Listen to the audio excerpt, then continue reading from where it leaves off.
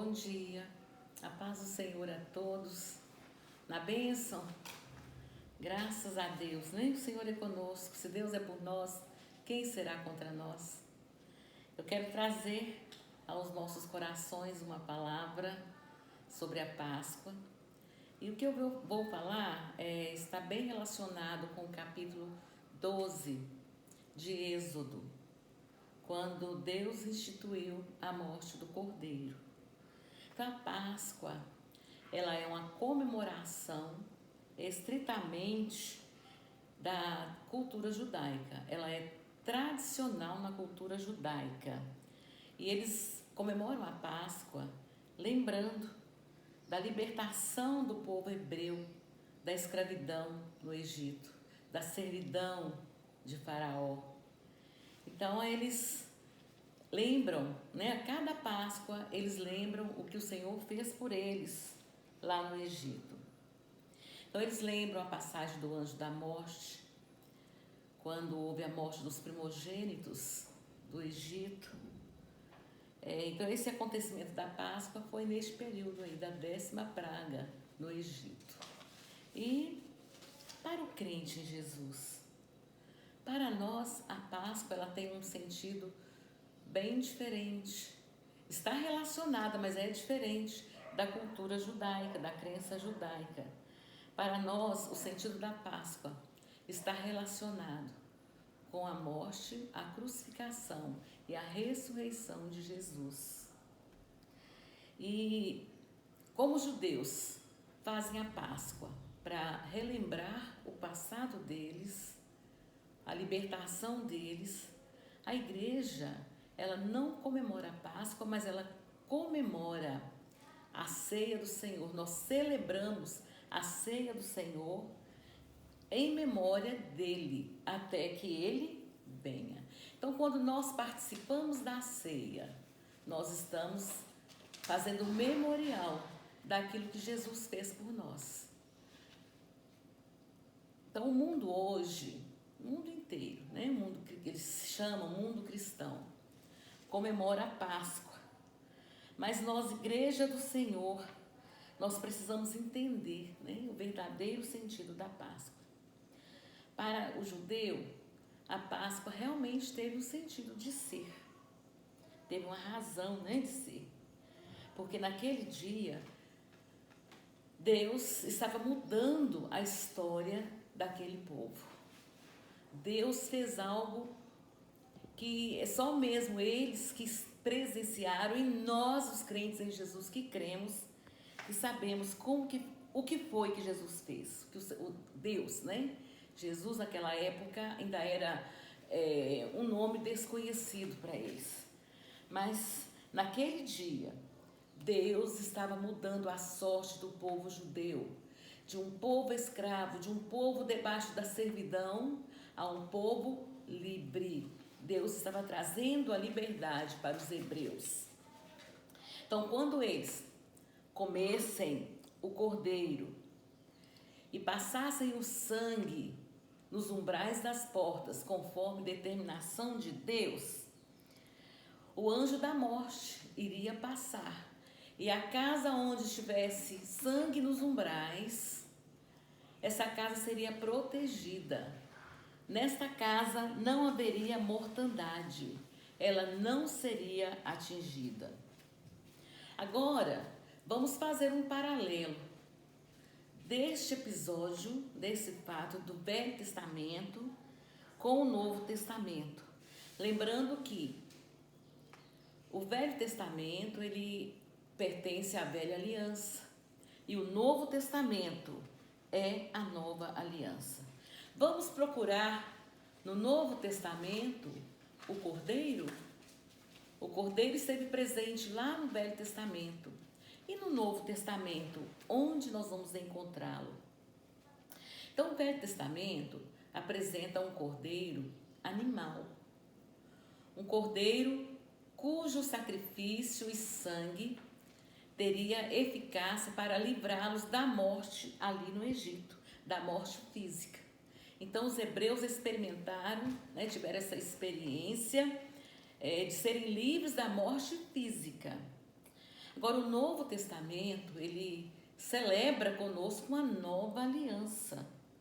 E nessa aliança nos é apresentado um outro cordeiro, não um animal temporal, não um animal cujo sacrifício seria necessário sempre que alguém quisesse fazer uma oferta pelo pecado, teria que matar um novo cordeiro.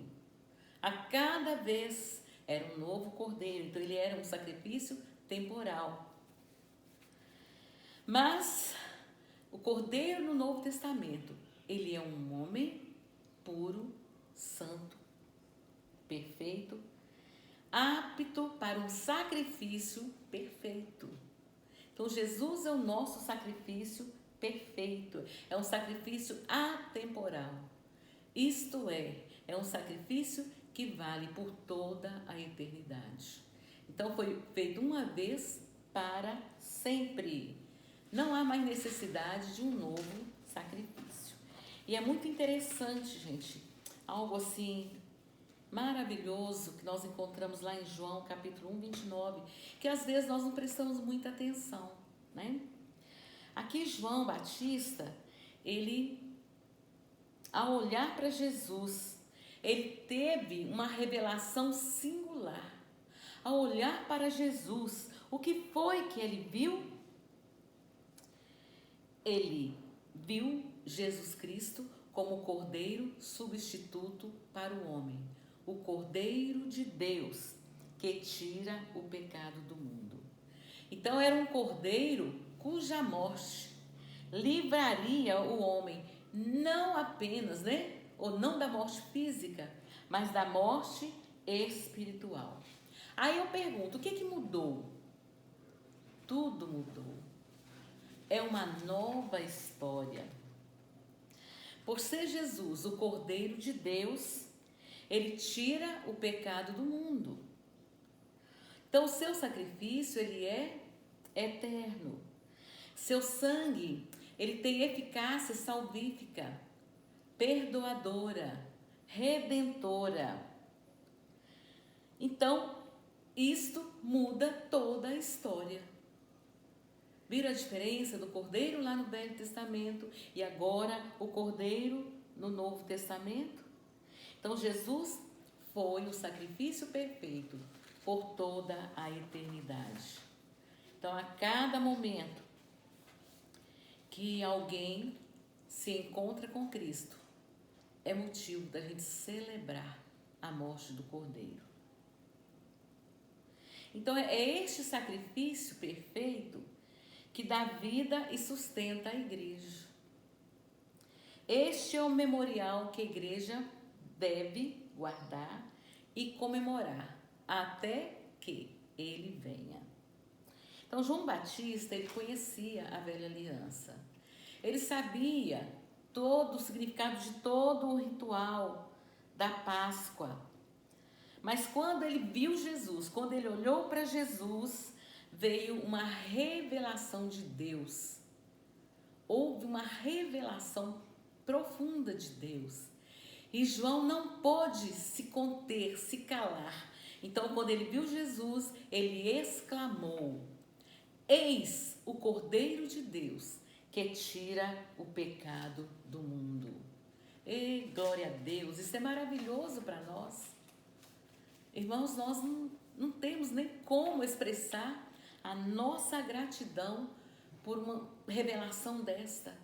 Veja só, então não é simplesmente eis o Cordeiro de Deus que tira o pecado do mundo. João Batista viu ali, ele contemplou ali a crucificação de Jesus. Naquele momento, João, ele viajou nas páginas sagradas e ele foi lá no capítulo 12 de Êxodo, onde Deus instituiu a Páscoa. Ele contemplou a Páscoa como foi naqueles dias e de repente, aquela Páscoa ele viu que foi o livramento da morte física, mas ele voltou para o Novo Testamento, ele voltou para a nova aliança e ele então percebeu que Jesus era o Cordeiro de Deus e ele contemplou a crucificação, né, a morte de Jesus, e ele contemplou a ressurreição de Jesus. Ele contemplou o sangue de Jesus sendo derramado. Agora não é mais sangue nos umbrais, agora é o sangue no meu coração, na minha vida, na sua vida. Então Jesus derramou o sangue dele no lugar do pecador. E João não conteve e expressou: eis o Cordeiro de Deus que tira o pecado do mundo. Eu acredito que João estava ali desejoso que todos quantos ouviam a sua palavra e que olhassem para Jesus, eu acredito que o desejo dele é que todo o povo visse quem realmente era Jesus. Então, quando ele contempla Jesus na cruz, seu sangue sendo derramado, ele descobre, ele vê ali, ele descobre não, é revelado a ele, o sangue de uma nova e eterna aliança. E Paulo, ele lá em 1 Coríntios 5, 7, 1 Coríntios,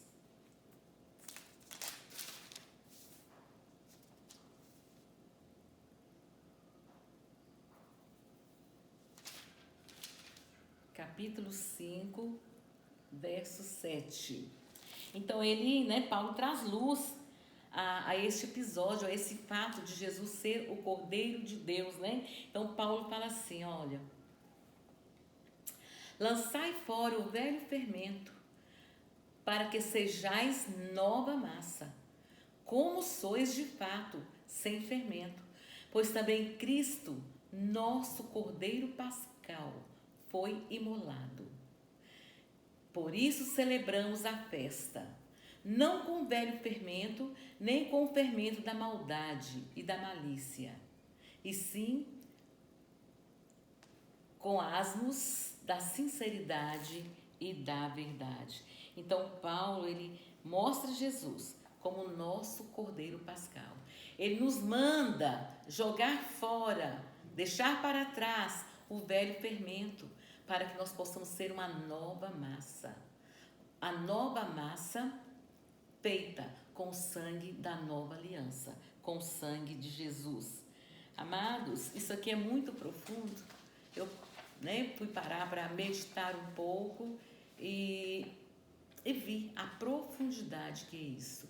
E a revelação que Deus deu a João de quem era realmente Jesus. Então aqui Paulo, ele apresenta Cristo como substituto de tudo aquilo que era lá da velha aliança. A velha aliança era apenas sombra. Todo aquele ritual era apenas sombra. Mas aqui estava, né? Cristo em carne, em corpo. E ele é o verdadeiro Cordeiro da Páscoa. Então Cristo substituiu tudo aquilo que era sombra. Em Cristo Jesus, a real imagem do que é, né, do que deveria vir a ser, então se concretiza em Cristo Jesus, se cumpre nele. Então ele é o verdadeiro sacrifício. Jesus Cristo, com seu sangue, estabeleceu então uma nova aliança. Em Lucas 22, 19, Lucas 22, 19 e 20, onde fala que Jesus, ele instituiu a ceia. Vamos ver aqui.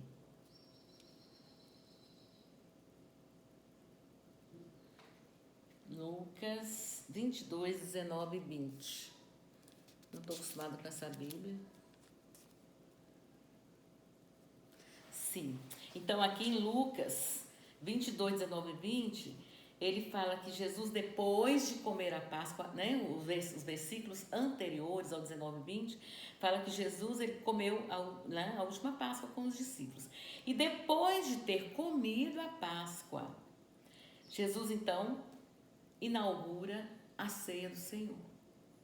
Se você ler aqui o capítulo 22 de Lucas, a partir do verso 14, você vai ver que é o momento em que Jesus, ele se colocou à mesa com os apóstolos e ele celebrou ali a Páscoa, ele comeu a Páscoa com eles.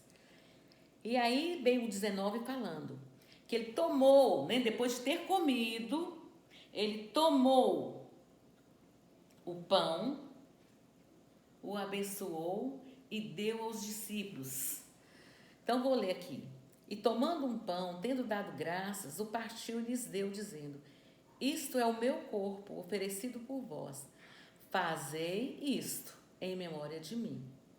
Lá na Páscoa, ele não mandou fazer em memória dele, que a Páscoa era a velha aliança. Então agora ele vem e diz na ceia: fazei isto em memória de mim. Semelhantemente, depois de ter ceado, tomou o cálice, dizendo: este é o cálice da nova aliança no meu sangue, derramado em favor de vós.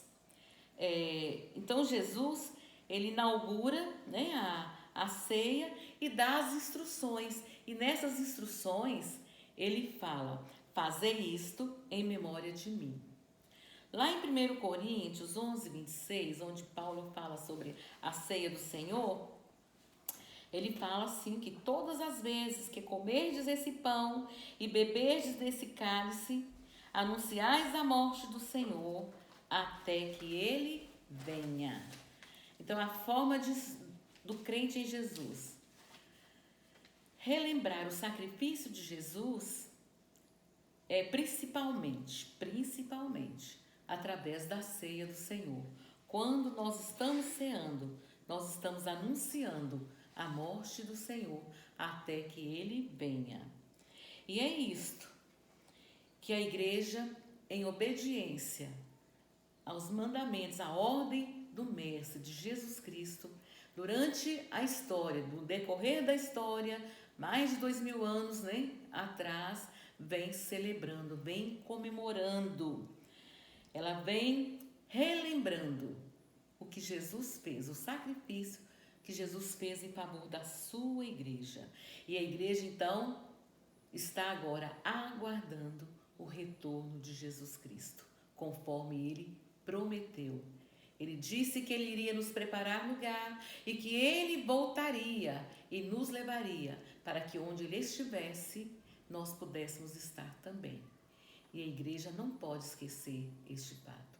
Amém, meus queridos?